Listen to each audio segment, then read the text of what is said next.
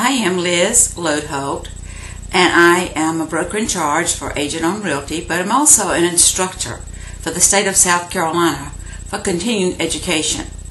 And today I just wanted to differentiate for you, the public, the difference between the types of agencies that South Carolina law allows.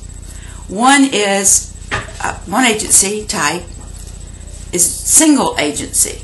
Single agency is, for example, the seller lists the property with an agent. Then that agent represents the seller and represents the seller only in the transaction.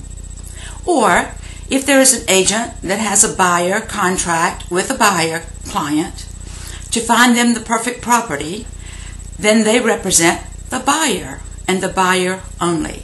This is considered single agency. The state also allows for dual agency. What is dual agency? Dual agency is if an agent lists a property for a seller, they're representing the seller as a single agent.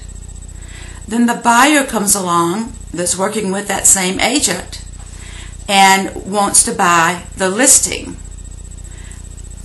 With the permission of the seller and the permission of the buyer, that agent may become a dual agent and represent both parties, which in fact a dual agent does not represent either party, because a dual agent is bound to each of its clients so that it cannot tell information to the seller that it knows about the buyer or to the buyer that it knows about the seller. That's dual agency.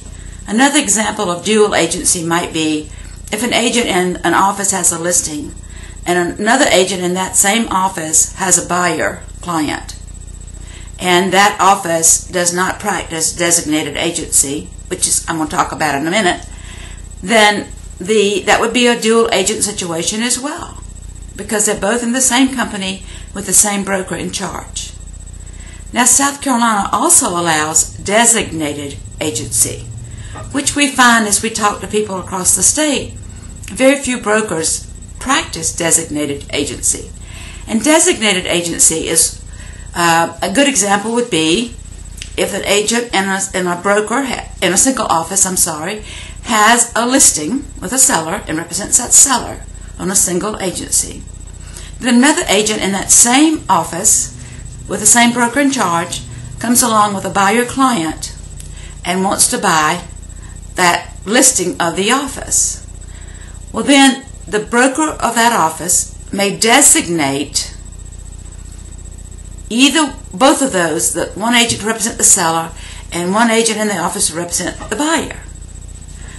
In that case, both of those agents retain their client relationships with their clients, and the broker in charge of that office becomes the dual agent. Sound a little confusing? Need some help? Ask your realtor for some advice.